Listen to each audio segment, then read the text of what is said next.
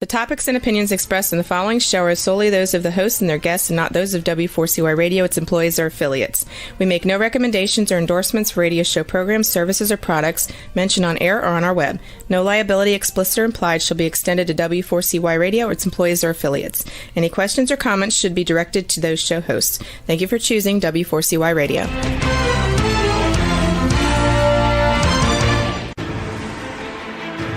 What's working on purpose anyway? Each week, we ponder the answer to this question.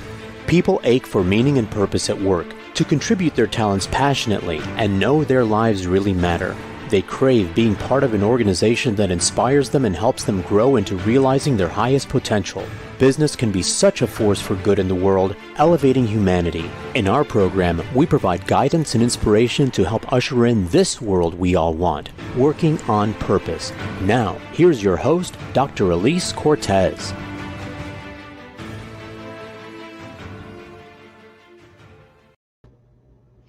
Welcome back to the Working on Purpose program. Thanks for tuning in again this week. I'm your host, Dr. Elise Cortez, joining you live from Dallas, which is home base for me. If you've been tuning in for a while, you know this program is a thought leadership series that is designed to be able to enlighten and inspire you. And I bring on distinguished business leaders, guests, and subject matter experts, and also authors. And our conversations are really designed to get you to think on a higher level and get you to consider doing leadership and business in a different way. Before we get into today's program, let me give you two announcements that I'm really happy to share with you. The first one is that this month of September marks the launch of my new program called Gusto Now. What it is, it's an e-learning platform that allows me to be able to deliver my programs in English, Spanish, and Portuguese. Exciting.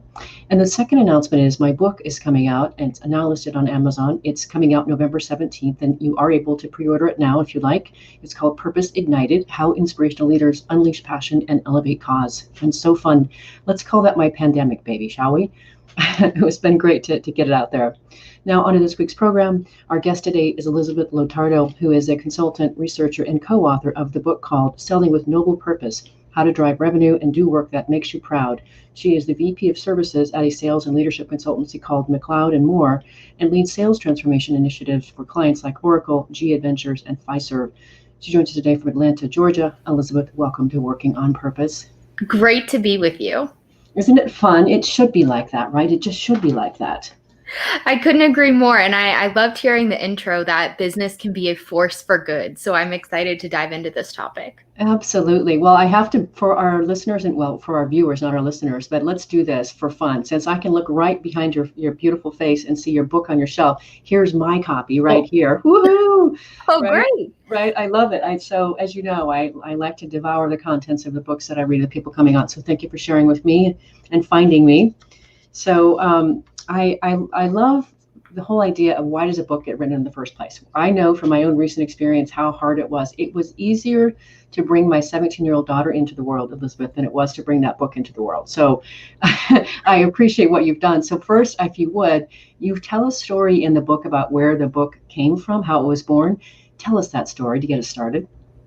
Sure. So the second edition of Selling with Noble Purpose just released, which is the book you're holding up. And I brought one down to my own level here from the bookshelf. Okay, good. And the foundation of the concept of Selling with Noble Purpose was born out of a pharmaceutical study. So 10 years or so ago, purpose was not talked about in business. And I'm sure you know this too. Purpose was a word that was reserved for corporate philanthropy. It was reserved for maybe marketing and HR. It certainly wasn't talked about in a sales capacity. So 10 years or so ago, our company, McLeod & Moore, was hired by a major pharmaceutical firm to determine what behaviors made their top sellers the top sellers. Mm-hmm. So it's pretty easy to tell the difference between a good seller and a poor seller. Good sellers ask questions, they do their homework, they make sales calls. But what this firm was after was uncovering the difference between a good seller and an exceptional seller. And to do this, they hired us. But here's the trick. They didn't tell us who the good sellers were and who the exceptional sellers were. Oh, that's brilliant. Blind study. Brilliant and honestly kind of scary because you want to get it right. Right. So we were tracking sales calls. We were doing all of the things sales consultants do. How many calls do you make? What kinds of questions do you ask? What kind of research do you do in advance? What kind of negotiating skills do you use? All these really prescriptive things that had been studied before. And with one representative who Lisa, the founder of our firm, was with, Lisa McLeod, had such an engaging conversation with the doctor she was calling on, was so deeply committed. Lisa asked her a question that wasn't on the prescriptive list of questions. And that question was, what do you think about when you go on sales calls?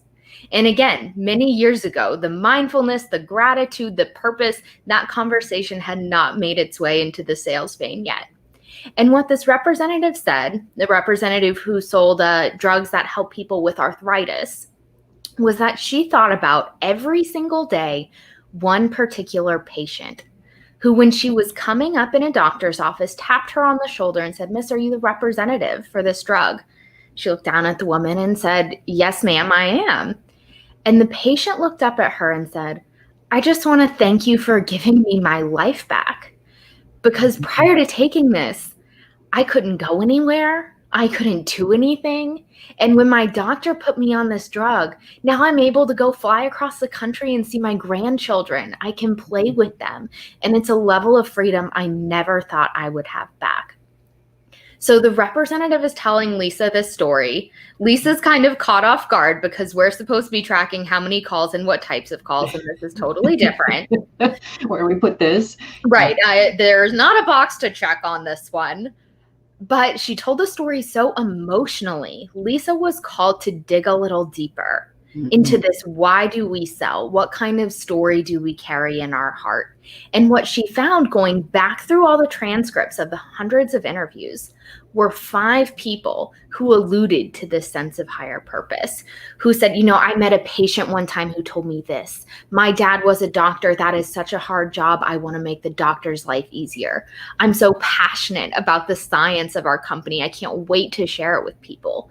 These 5 people alluded to this sense of purpose, this fuel that was something other than an incentive or a comp plan or quota. And those 5 people were the top 5 representatives of the entire company. So what we concluded from that study, and it took us a while to put it into writing form. As you mentioned, it's tough to take these fuzzy ideas and distill them down to be really actionable, was that these sellers who had a sense of purpose in their heart, who had an intrinsic drive to make a difference on other people, were the sellers who outsold their transactional counterparts who were focused on internal metrics. So that was the foundational research that launched Selling with Noble Purpose. We've gone on to expand that research and work with other organizations who are purpose-driven to really quantify the behaviors of selling with noble purpose, but it was all born from that one idea. It's brilliant. And what I got present to when I was reading your book and preparing for this conversation is I remember back in the late 1990s when I was selling IT, information technology staffing services in Seattle, Washington. And then shortly thereafter, I was just getting into my PhD. And then I was getting into the whole space of researching meaning and identity for my dissertation. I was a fantastic, if I may say, salesperson. I sold, I think I got 5 of the 9 awards for the company for performance and sales. And when I look back on that experience, Elizabeth, it's a lot of what you're talking about is I wasn't selling. What I was doing was I was out talking to hiring managers in IT departments, mostly in telecom, who had what I thought were pretty cool projects that were going to make a difference in how they did their business and would touch their customers. And I got really excited that this hiring manager was counting on me to come through with talent to get that project done. And I was really in love and excited about the projects that they were working on. And I would oftentimes go source the talent myself, besides, getting the requisition.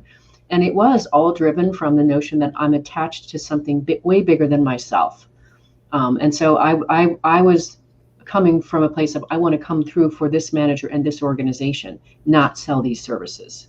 Absolutely. And that is the same ethos that was in the heart of those 5 reps who sold the anti-arthritis drugs. And I would hazard a guess that the reason you were so successful in that role was not because the products were, incredibly differentiated was not because you were the low cost provider or something easy like that. It's because you made emotional connections with the people that you truly wanted to serve.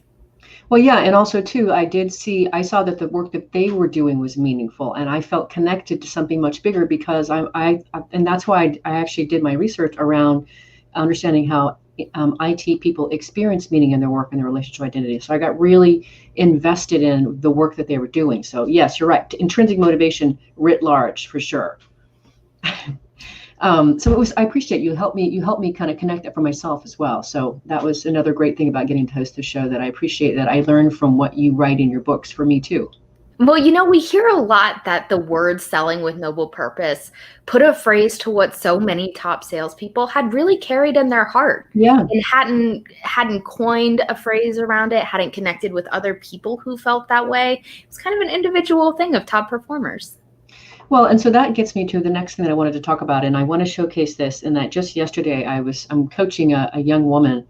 She's 30, and she was kind of complaining and commiserating that somebody was bashing on her being a young millennial and she was lazy and just didn't have a work ethic. And she goes, "I work 60 hours a week. What do you mean I don't have a work ethic?" And so then I want to take that over to the sales world, where a lot of salespeople get the rap of, you're all about money and self-interest and self-absorption and such. And you actually talk about how there's research on the economics of self-interest not being sustainable or even accurate. Can you speak to that for us? Absolutely. So you mentioned in our last chat that you didn't perceive yourself as a salesperson. Mm-mm. And a lot of great salespeople don't perceive themselves as a salesperson, myself included. I have clients say, "Oh, well, you're not really a salesperson." And I'm like, "Well, I'm paid on commission and I presented a contract that you signed. So by definition, I am." But sales is one of those professions where we let a few people who do it badly define the profession. And we let this overwhelming era of self-interest come forward because those people are the loudest. And the dutiful people who focus on the customer, who have that end game in mind of making a difference, don't always speak up the loudest because they're working and they're connecting with customers. But what the research has gone on to prove, especially in the last 5 years, is that the self-interest is so short-sighted. Yeah. It is a penny wise and pound foolish game. And we see it in the way comp plans play out. We see it in the way whole organizations pivot their performance based on individual desire of increasing shareholder value versus what's best for the customer. So we've seen time and time again that these self-interests yield results in the short term, but in the long term, they completely fall apart. And it plays out on an individual salesperson level, and it also plays out on an organizational level. Mm-hmm. It's funny, you're making me present. I know there's been a couple of times when I've gone in to buy like a printer or something at an office supply place, and I say, here's kind of what I'm up to. Here's what I joined you. What would you recommend? Oh, I know exactly which one you should get, and it's the one I know that they're getting the biggest spiff for, right? And I'm like, this really didn't work out that well for me. Thank you very much. But so I appreciate that you've got something in there, and I wrote this down here. More research about how that talks about salespeople with a sense of purpose put forth more effort and are more adaptable than those that are just quota focused, which obviously that my story speaks to that. But say a little bit more. I mean, the quota thing is interesting. I talk to a lot of salespeople, and the quota is hanging over their head, and it's the driver. Absolutely. So that research specifically just came out last year, and it's out of Michigan State University by Professor Valerie Good. And what she went on to prove was that salespeople who carry this story in their heart of "I'm here to make a difference to the person I'm talking to and improve their condition" outsell salespeople who are purely focused on their own targets and their own quotas. And it goes back to your printer story. That transaction may have been beneficial to that sales rep in the short term, but where you will not be returning to buy another printer. Yes, I do. Who you're not going to call. And the interesting thing about quotas is that a lot of times people assume that, the makers of selling with noble purpose are anti-quota. And nothing could be further from the truth. If you truly want to make an impact on people, if you want to have bold action in the world, you have to measure it. You have to measure it. But it's just that, a measurement. It's not a goal. Peter Drucker once said, "Profit is not the purpose of a business, it's the test of its validity." Oh, I We love take that. that one step deeper. A sales quota is not the purpose of a sales force. It is the test of their effectiveness. And when you are connecting with customers, well, when you are engaging in an impact, value-driven conversation, provided your products and your pricing are on par with the rest, you will hit that quota as a result. Mm-hmm. Okay, got to bring two things home here. I do want you to talk about really what is a noble sales purpose. But before you do that, I want to share with our listeners and viewers kind of what you were just talking about. And a couple of years ago, I spent a couple of years working for another management consulting firm called Insignium, which is co-founded by Nathan Rosenberg and Sheeta Bina. And Nathan used to always tell us, he would say, if you want to make a difference in the world, you need to be a good salesperson. And I always appreciated that, but it's so true, right? I mean, if you really do want to be able to exercise your cause and contribute your talents and your passion, you have to find an audience to serve. And the way you generally do that is through a sales capacity. So having said that, tell us more in presence for us about what is noble sales purpose. A noble sales purpose is the difference you are trying to make in the world. It's a shared common goal that binds a sales team and a sales organization together. So a lot of times we get confused around a why, sort of a personal motivation, and a noble sales purpose. A noble sales purpose is shared. It's proven in your customer testimonials. It's long lasting. It's not based on a product or a specific spec or even a price. It's the end game that you are pointing yourself, your sales team, and your entire organization towards on behalf of the customers you serve. And you use that purpose to not only rally your team, use it to innovate, use it to connect with customers, and use it as a differentiator in the marketplace. So it is a series of words that go far beyond a tagline. Beautifully said, Elizabeth. You're a delight. I'm so glad to have you. Let's grab our first break. I'm your host, Dr. Elise Cortez. We're on the air with Elizabeth Lotado, who is a consultant, researcher, and co-author of Selling with Noble Purpose, How to Drive Revenue and Do Work That Makes You Proud. She is VP of Services at a sales and leadership consultancy called McLeod & Moore and leads sales transformation initiatives for clients like Oracle, GE Adventures, and Fiserv. She joins us today from Atlanta, Georgia. We've been talking a bit about the beginnings of her book. Afterwards, we're going to talk more about the application. Stay with us. We'll be right back.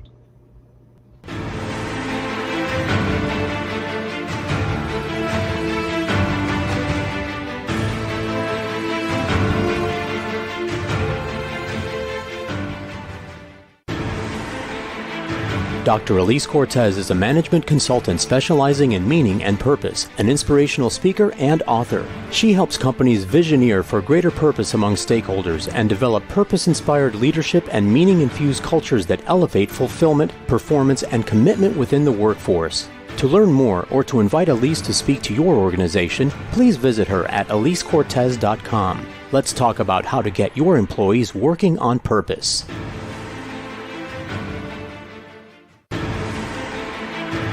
This is Working on Purpose with Dr. Elise Cortez. To reach our program today or to open a conversation with Elise, send an email to Elise, A-L-I-S-E, at elisecortez.com. Now, back to Working on Purpose.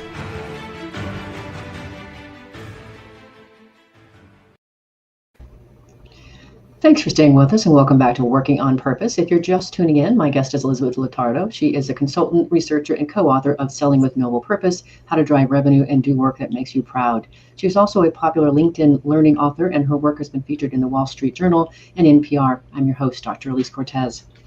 Okay, so for this next segment here, Elizabeth, I wanted to get a little bit more granular and ways to be able to apply this. We've been talking conceptually. Now let's bring it into the world of operations. And so the first thing that really caught my eye as somebody who is kind of a geek in the world of learning, emotional development, et cetera, is you talk about how a noble sales purpose can change your brain.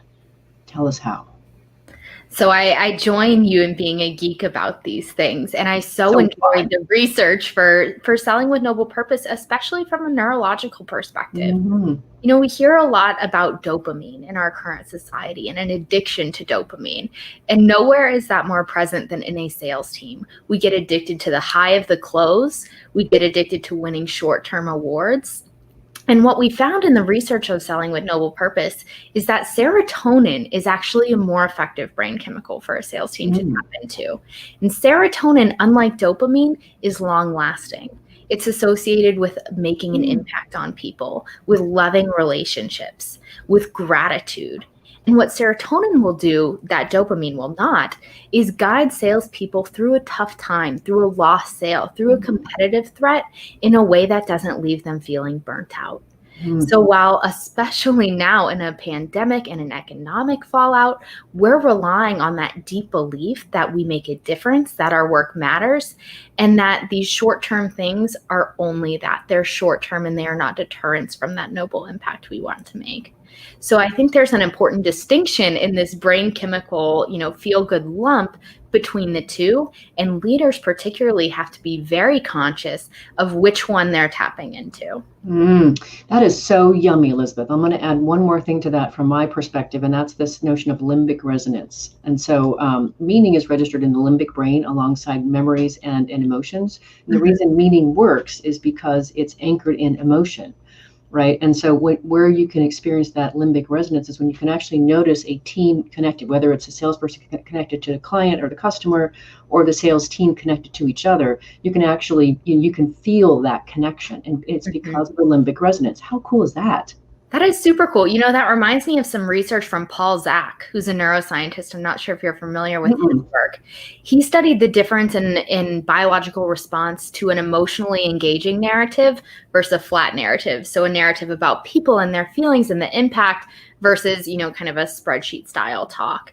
And what he found was that those people who were exposed to an emotionally engaging narrative had greater oxytocin in their blood, and they were more likely to take post-narrative action. They were more likely to change. You translate that to sales capacity, the ability to ignite someone's frontal lobes to make an emotional connection translates to them taking action in a way that a flat narrative on products, on specs simply does not. Yeah, and just numbers, show me the numbers. Yeah. Isn't this a fun conversation? Who gets to do this, right? This is fun. Okay, so the next thing I want to talk with you about, and I do this in my book as well, but you distinguish beautifully passion and purpose. How so? How do you do it? So this research came to us from Chip and Dan Heath in their book called Moments. And what they highlighted was that passion and purpose, while often talked about interchangeably, are two very different things. Yes, they are. And they studied performance as it relates to both. And not surprisingly, the people with passion and purpose were the top performers, and the people with neither were the bottom performers. But here's where it gets interesting. The people with purpose but no passion outperformed the people with passion and no purpose. So why is that? The research tells us that passion is more likely to fade over time. So much like a dopamine hit. Passion is when you're excited, when you're pushing forward, when things are going well and you want to make big change. But when you get set back, that passion tends to wane. Versus if you have purpose, a deep belief that your work makes an impact on other people, that your work is necessary, and that people are counting on you, much like you felt in your IT sales role, you're more likely to push through. Another distinction that they made was that passion is individual. It's what excites you about a project, be it talking with customers, making presentations, whatever that is, and purpose is more likely to be shared. So we're all bringing our unique talents to this noble cause that we're all in this together on. That's beautiful. And I completely concur with that. And the way that you did it in your book is just crisp. And so is that. So thank you. And I do appreciate too, just like you said, too many people actually string together passion and purpose and meaning and purpose, and they're all distinct. Yep. Okay, so the next thing I want to talk about here is you also distinguish between organizations that have a purpose statement and actually being purpose-driven, a purpose-driven place to work. Of course, I know that too, and I'll chime in, but help us understand the difference. Yeah, I'm sure you've seen the difference in your research. Yes. And I think as purpose becomes a hotter topic, a lot of organizations have rushed to put words on a plaque before they've rushed to create an actual purpose-driven culture. So much like values can be, on a plaque or actually lived, purpose is the same. And there's a famous example that we cite of, it doesn't matter what you put in the marble on your lobby. Enron had integrity etched in stone in their lobby. And we all know how that one worked out. Right. What matters is that purpose statement points people towards customers in every aspect of the organization, from your sales team to your product team to your customer service team to even HR and accounting internal functions. So I think the difference between having a purpose statement, which let's be clear is a great start and most of the time better than nothing, and being purpose driven is making sure that statement, the aspiration you have, is showing up in daily behavior. Is it the basis of customer conversations? Is it the lens in which we innovate? Is it connected to the way we talk to each other? So much like, you can slap a slogan on a t-shirt, you do the same thing with a purpose statement, but actually activating it through the organization is where you start to reap the financial reward and the emotional engagement reward. Mm-hmm. Mm-hmm. Beautiful. Okay, so now here's where I want to layer in some distinction for me. So the reason I brought up the IT staffing sales role 20 years ago is because that was when I was a pure salesperson. Mm-hmm. Today, obviously, I still sell because I own my company, 2 companies, and I do sell those services, but I also innovate, I also deliver the work, et cetera. So I'm not 100% salesperson. That's why I went back to that other example. But to your point, what has been so fun is to be able to work with organizations to help them articulate their purpose, because a lot of times it's in the air, but they haven't distinguished the words that go with it. And therefore, it's to your word before, it's fuzzy and it's not effective, right? So I really appreciate getting to do that kind of work. And I know you guys do something similar, but it's like magical when founders of companies can get present to their own purpose and they get moved to tears. Like, yes, this is what we do in the world. And I get to be the person that catches those words and helps them put them into being in the organization. So I could not miss us talking about this because it's so important. Absolutely. And I'm sure you've seen in your work that a lot of times purpose is truly present without the statement, like you said. Yeah. And that happens a lot in smaller organizations, especially when the founder is really dialed into the daily operations of the company. Right on. They keep that spirit alive. But unfortunately, it's not scalable, which is the challenge a lot of our clients run into. And you have to put words to it in order for that feeling to cascade beyond 50 or so people. Yeah, and then inculcate it and thread it through your operational practices, where it gets really fun, right? I've had so many. I have to get this T-shirt out that I did with the company. But anyway, before we do any of that, what I want to talk about, and I love how you say this, Elizabeth. It's so great. You talk about managers being the frontline belief builders. That is so spot on, right? Say more about that. So managers being belief builders came from a client project, actually. And we were talking about different ways to infuse purpose into the business. And we talked about doing webinars on purpose, sending people to training to connect with the purpose of their role, doing marketing programs about purpose, all of these things. And what it really came down to was people interact with their manager more than they interact with HR, more than they will go to training, more than they will hear from the CEO at a town hall.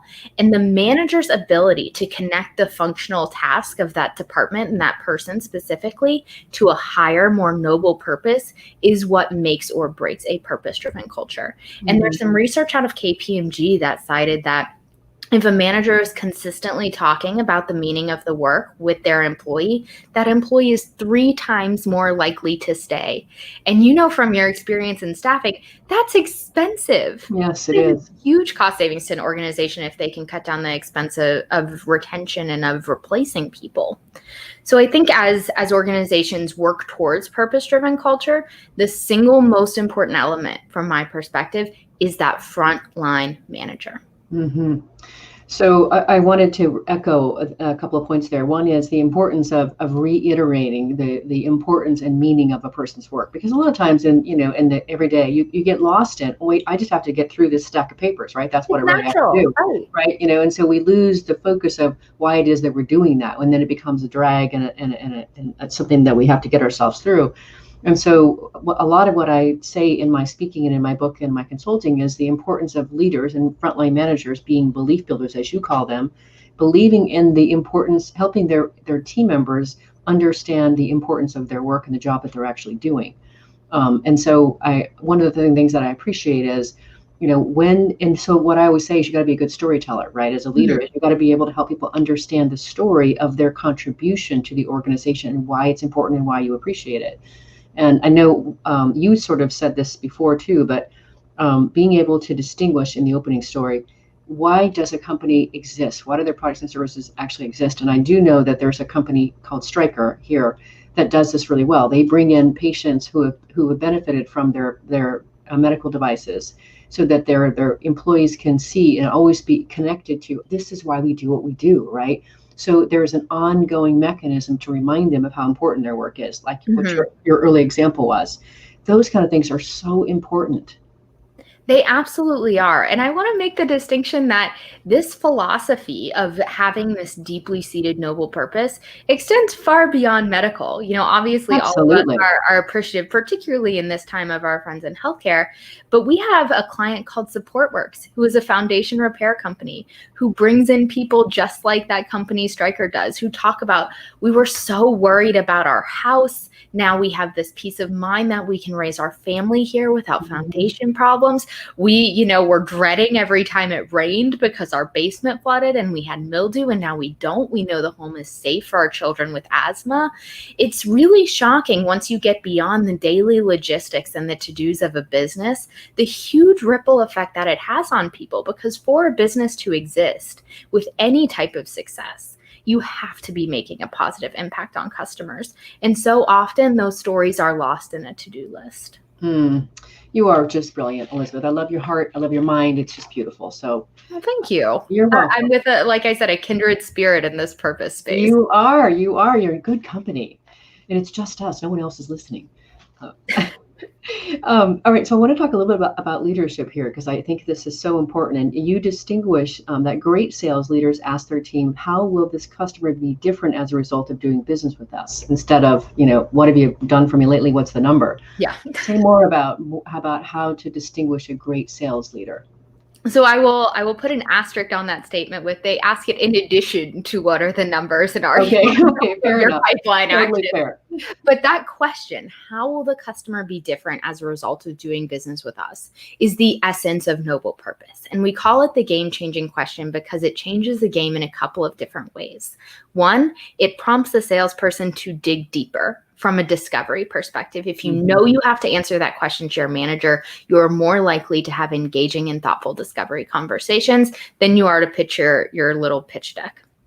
And the second way it changes things is for the seller, they have an emotional experience of even hearing themselves articulate the difference they can make in these lives and businesses. Instead of hearing, you're doing a great job, this work is important from their manager, when the manager asks that question, it gives the seller the opportunity to speak that into existence as well. And that's where they really start to own it. So if you can't answer that question, how will the customer be different as a result of doing business with us?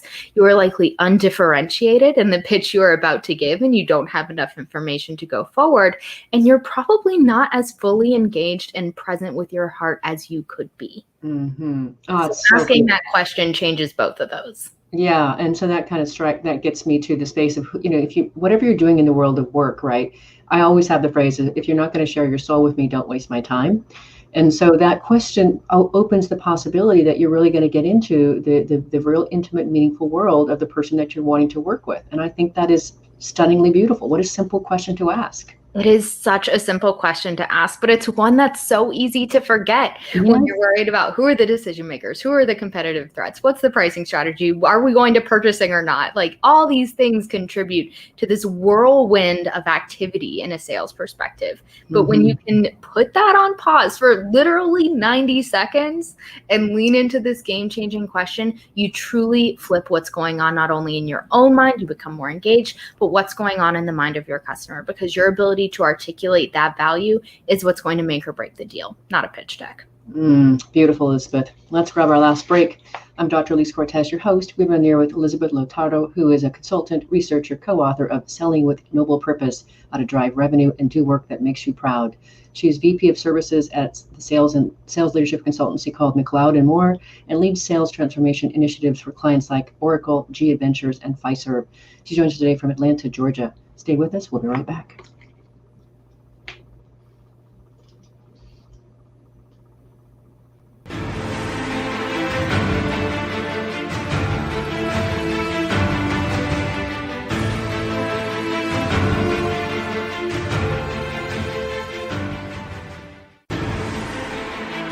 Dr. Elise Cortez is a management consultant specializing in meaning and purpose, an inspirational speaker and author. She helps companies visioneer for greater purpose among stakeholders and develop purpose-inspired leadership and meaning-infused cultures that elevate fulfillment, performance, and commitment within the workforce. To learn more or to invite Elise to speak to your organization, please visit her at elisecortez.com. Let's talk about how to get your employees working on purpose.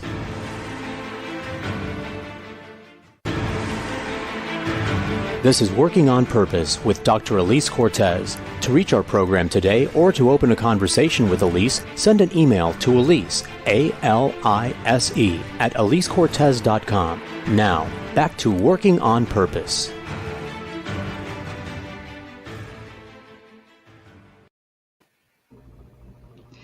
Thanks for staying with us and welcome back to Working on Purpose. If you're just tuning in now, my guest is Elizabeth Lotardo, who is a consultant, researcher, and co-author of the book called Selling with Noble Purpose: How to Drive Revenue and Do Work That Makes You Proud. She is also a popular LinkedIn learning author and her work has been featured in the Wall Street Journal and NPR. That's awesome.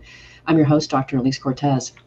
Okay, so Elizabeth, this next question I wanted to talk about, this is so interesting because I know that there are listeners and viewers out there right now who are going, this all sounds really amazing, but we don't do that at my organization. My manager would never go for this, right? That's not who he or she is. And so my question to you is, how can individuals tap into a greater sense of purpose at work, even if their manager or company isn't so inclined? I'll tell you, my manager won't go for this is something we hear all the time. Yeah. All the time. And I'm sure you hear it too. And what I'll say to that is you don't know what's in people's hearts unless they tell you. Mm-hmm. A lot of times managers are surprised to find that they do want meaning and purpose at work. We all do. And that the cadence of what's your number is not what's in their heart. It's what's coming down on them. Yeah. And they're being a funnel, not a filter on that metric. But what I will say is that you have to be the change you want to see in your sales culture. So if you are experiencing a transactional culture, you are the person to change it, no matter what capacity you are in, no matter what authority you have. And the way you can change it is by talking about what we've talked about here, customers on a daily basis, talking about the impact your solutions are having on the people that you serve. And that is so far beyond, oh, well, they have our product or they have IT staff now. Keep asking yourself, and then what, and then what, and then what? And you will start to get to that huge ripple that you have on the world. And when you are an individual contributor, no one is stopping you from having those conversations. Of course, you're going to have to answer the numbers conversations. Of course, you're going to have pipeline reviews with your boss. But your ability to share stories with your peers, your ability to share stories with your boss and with your customers will start to shift the tide to make a more emotionally engaging culture. I apparently, speaking in stereo, because I say a lot of that same thing in my book as well, even down to the notion of being the ripple effect. And so listeners and viewers, I just really want to encourage you to listen to what she just said, because wherever you are in the organization, you can make a profound difference in how it is, or how it runs its operations, how it conducts its sales, how it touches its customers. You have the ability to make that profound difference and that impact and that influence. And we want you to do that. The world needs it. So wherever you are in the organization, you can make that difference. So beautifully said, Elizabeth.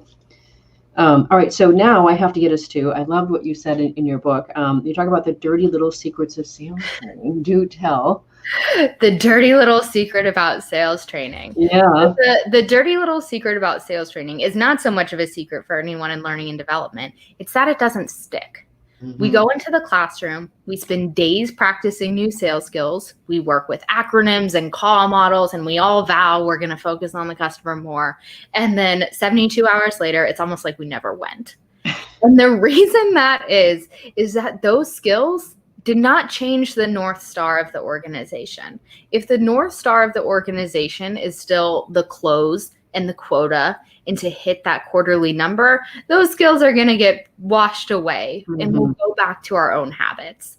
So in order for sales training to be effective, it has to be towards the North Star of making a difference to customers, because then those new skills, those new philosophy are in the service of something other than this random number that got assigned to us by 8 layers up.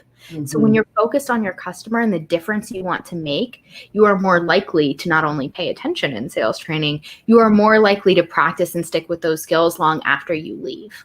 Mm-hmm.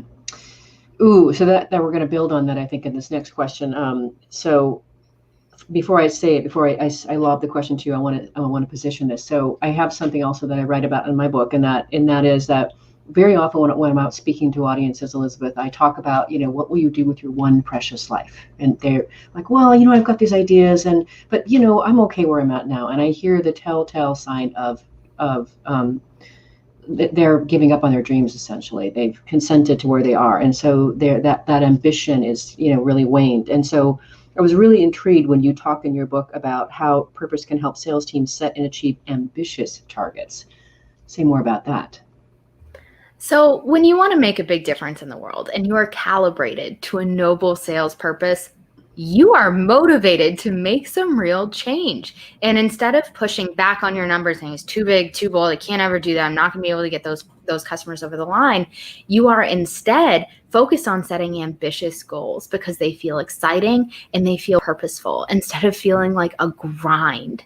Yeah. And so I think when people long for meaning at work, there's an assumption that you have to be feeding the poor or you have to be, saving lives in the ER, and that the rest of us have succumbed to corporate life and aren't worthy of such a feeling. And that is just not the truth. Having a purpose-driven career doesn't mean that every day is sunshine and rainbows. It doesn't mean that everyone, gives you a Nobel Peace Prize. Having a purposeful career is about making a difference in the lives and businesses of the people you serve. And in most roles, you have the capacity to view your job as exactly that because it is. And when you choose to trace through that ripple effect and choose to see this to-do list in the context of the impact it's having on your world, your entire ethos changes. And your job doesn't change at all. It's the same thing. You just view it really differently. Oh, Elizabeth. So really quick, I did research on meaning in work and identity, and I found these 15 modes of engagement. And you're right. What I learned is so much of the way people experience meaning in their work comes from the way they view it. Nobody tapped them on the shoulder and said, hey, it's like this. No, they came up with that view, right? And they could be doing the exact same work, in fact, I had one where the gentleman was in existential crisis, one of the modes when I interviewed him. 5 months later, when I come back around to share the research and I ask, how are you? Has anything changed? He goes, good news. I'm all the way up to conflicted fit now in my mode. And I said, what's different? He said, just the way I'm looking at this. He said, I have the same crappy boss. I have the same crappy hours. I still have to walk on eggshells around my boss. The only difference is now I see my work allows me to send my kids to college. And my kids are proud of where I work.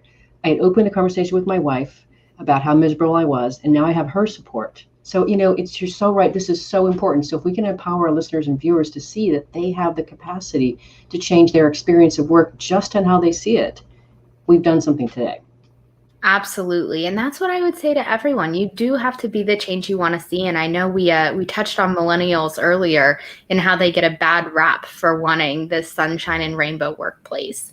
And I would say that while we certainly have research to prove that a culture driven by purpose is a culture that's going to attract, retain, engage better talent, it's going to be a culture that innovates and retains customers, the power is in the hands of the people who work there. We talk about culture as this abstract thing, as if it's not the sum of all the people in the business. So if you are a person who is feeling like you want a more meaningful, fulfilling, purpose-driven job, give that to yourself. That's so beautiful. What a great gift. I'll take that all day long. And by the way, I'm the best boss I've ever had in my life. So, I do that for myself. So speaking of culture, we talked a little bit about that before. I wanted to make sure that our listeners walk away with something that they can maybe go right back to work with and put into practice. So share a few of your thoughts or ideas, or maybe things that you've seen your clients do that help them inculcate purpose into their culture. The first is to ask that game-changing question. How is the customer different as a result of doing business with you? Mm-hmm. We spoke about it from a sales perspective, and particularly in a sales manager, a salesperson interaction. That question can sit at the heart of any department. Mm-hmm. How is the customer different as a result of your work? And really push yourself to keep asking, and then what, and then what, and then what? And you will be amazed what you find. Mm-hmm. And you take that story, what you found in that big ripple, and you share it with people. And I have heard from so many people that they felt so alone in this quest for meaning and purpose. But when they started talking about that, they were met with great enthusiasm. Wanting to make a difference and wanting to do it with people we care about is a human need that crosses all of us. And we have been lied to that it doesn't matter at work and that those feelings are reserved for our families and for our after work activities. But when you start bringing that story into the workplace and you start putting the difference you're making at the front and center of those conversations, the tide will move with you, because that's naturally what we're drawn to. Mm-hmm. Beautiful. And I also like to encourage companies and leaders to even just start meetings with, just set aside 3 to 5 minutes and let people open with, can I share something that I'm really proud of that I got to do at work? Or can I brag on Elizabeth, what she did with the client last week? Because it presences why what we're doing is important. And it also, it does is this taps into that limbic resonance we were talking about before as well. These are such little things people can do to add to this. And it doesn't take any money, it takes very little time, and it lifts the tide so much. And you will get so much more time and energy and money back when you start doing it. So I had the privilege last week of having Bob Chapman on my radio show. He is the CEO and chairman of the board of a company called Barry Waymiller. And they're all about truly human leadership. And he talks about the importance of a leader is to steward the lives of the people who work for them. And it's in a way that you are looking at them as someone's precious child, and you are stewarding that life. And so if you look at that as that you're going to impact that person's life, and then they're going to go home to their significant other and their children and their pets, and they're going to treat them accordingly to how they spent their day. It's going to wash into their community. So back to your word ripple, think about if you can improve the experience of people's lives at work, you improve everything about the way they interact with the world. That's worth working on. Absolutely. And to close, I'll share this story of, or this research, I should say. There was research done on the best days of people's lives. And what this research team did was they studied terminally ill cancer patients. Mm-hmm. And they asked them, what are the transformative days? What are the days you remember most, the days you would love to live again? And of course, the first ones were my wedding, the birth of my children, things like that. But beyond the what we think of as classic peak moments, people had great times at work. It was doing work they cared about with people that they cared about, work that they knew made an impact. We spend the majority of our waking hours at our job, and that doesn't have to be a depressing thought. It can be an inspiring thought, because you have a tremendous amount of time to make a difference on the world around you. And your ability to connect your daily to-do list to that difference is what's going to determine ultimately whether you are one of those people who looks back on your life and is proud of the work that you did. Of course, that resonates with me all over the place, right, in every way. And I want to come back at this point really quick and bring back in Nathan Rosenberg, right? So if you want to make a difference in the world, you got to be a great salesperson. And if you do it from the vantage point, as you've been telling us, how is my customer going to be different or better because of our interaction? That's a pretty fantastic way to navigate this, I think. So any other final thoughts? We have a couple more minutes here. Any other final thoughts or stories that you want to share? I would leave your listeners, and I so appreciate everyone who has been with us for this conversation, with the call to not wait. We spend a lot of time, I'll wait till the pandemic is over to do this. I'll wait until I have more in the bank to finally make a leap. Don't wait. The time is now. We are in concurrent health, economic, and social crises that have animated the call for purpose at work. And now is your moment to step up and claim it, because the world is listening, and our ability to tap into something greater than ourselves is what will withstand us through these crises.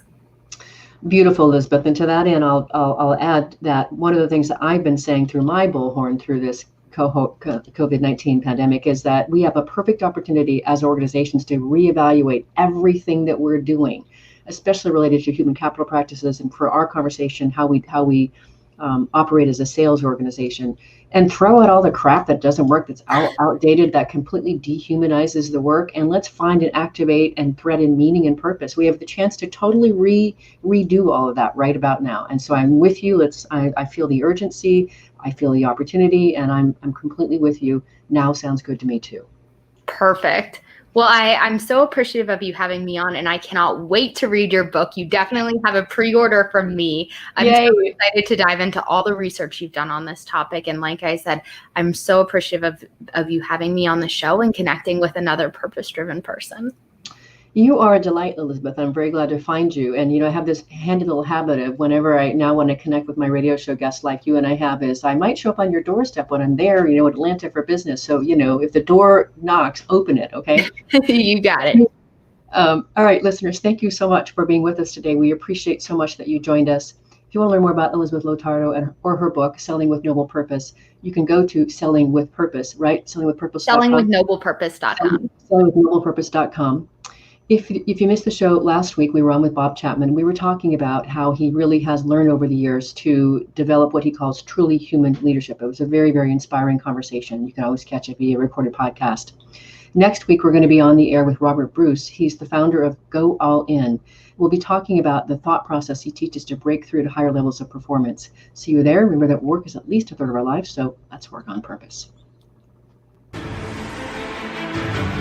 We hope you've enjoyed this week's program. Be sure to tune into Working on Purpose, featuring your host, Dr. Elise Cortez, each week on W4CY. Together, we'll create a world where business operates conscientiously, leadership inspires impassioned performance, and employees